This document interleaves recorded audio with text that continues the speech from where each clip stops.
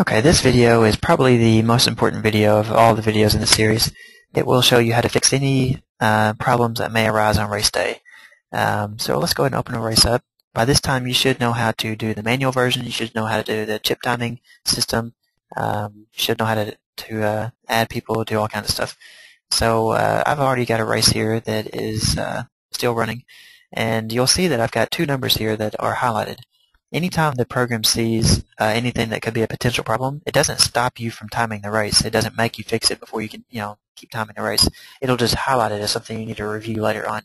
So let's say that you realize that this, instead of being 1, should have been number 100.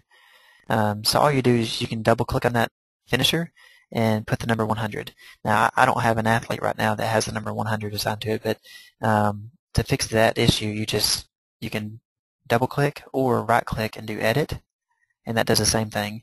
That'll let you change the bib number of that finisher. It'll also let you change that finisher's time. So if you change it to 11 minutes, that'll bump that finisher all the way up to the top. So, keeping that in mind, if you needed to add a finishing time, let's say between bib number 5 and bib number 2, let's say that that you're using the chip timing system or you're using the manual version and it just didn't register that tag, or you forgot to hit the space bar. All you do now is you can go ahead and add a new finishing time, and I should have paid attention what time that was at. So between 2 and 5 and 2. So we need to put this time at like 13:20, for example. So we can add the time and just adjust it to 13:20. And then now we've got that empty spot. Now we could have put the bib number in here, or we could, next time we type a number in, let's say 55, it'll automatically fill it in. When you type a number in the top left box here, it'll fill in the first open spot it sees. So again, 55, I've only got like 32 runners in this race, but I don't think I've got tag number 32, so let's go ahead and put 32. And so refresh the results, and let me sort this by finishing time.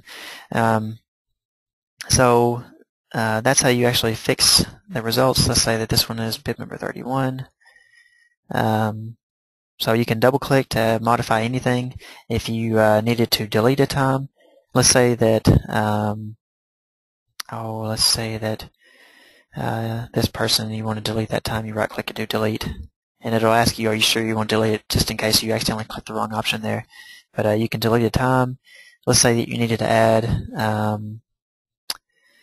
let's see here, let's say that this time right here was a rogue runner, which means they didn't register, they didn't run, but they jumped in your race and they finished the race, and you didn't know it was someone who didn't register till after, after some other people have already finished. So what you may want to do is shift everyone from this bib number down. So for example, if this was a rogue runner and this time really isn't real, then bib number 10 may have this finishing time, and bib number 18 may have this one, and so on. So what you'll do is, I'm going to add a new finishing time. Let's see here.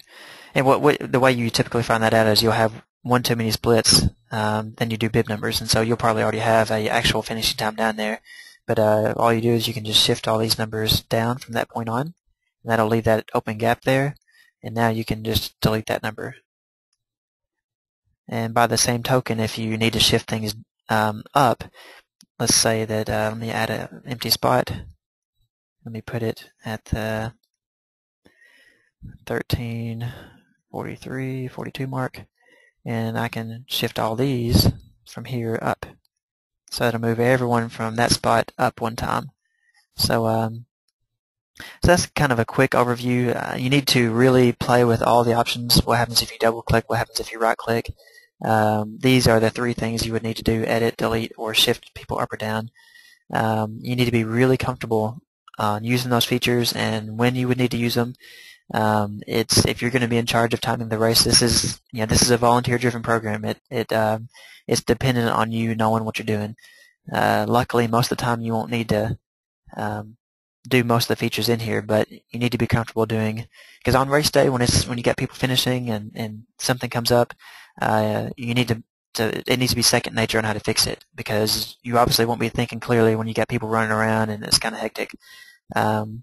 So another thing I'll recommend is if you see a potential problem, like let's say it highlights these two finishes here, it's no emergency to fix it right away. So continue timing, continue hitting the space bar for every finisher. Now it just recognized that I've got 33 registered people and 33 splits, so right then it asked me, do I want to stop the clock? But anyways, that's what that was. But if you see a potential problem, just keep timing your race. And then when you get a break in the action, which, as you know, more than halfway through the race, you start getting into the walkers, and you start getting maybe minutes between finishers. And you'll have plenty of time to fix any issues that may arise and figure out what happened well before the last finisher crosses the finish line. And so, if you've got a Canon camera attached, you can also use the camera as a way to figure out, who finished at what time and all that stuff. But adjusting times, deleting finishers, adding finishers in the middle of the results, all that's easy to do.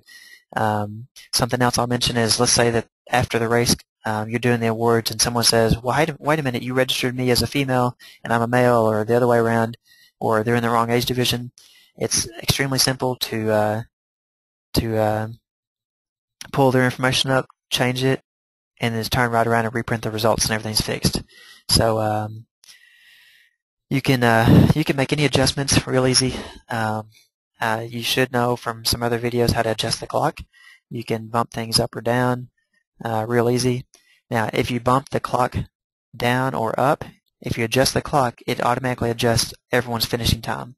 So if people start coming to you and everyone's saying your clock is 10 seconds off, it's easy to make that adjustment, and then all the corresponding finishing times are automatically fixed.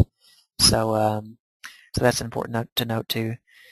But that's pretty much the gist on how to fix things. I would encourage you to watch this video over and over again and to practice fixing your results, because it's just inevitable that random stuff, when you've got hundreds of people participating in any kind of event, weird things are going to happen.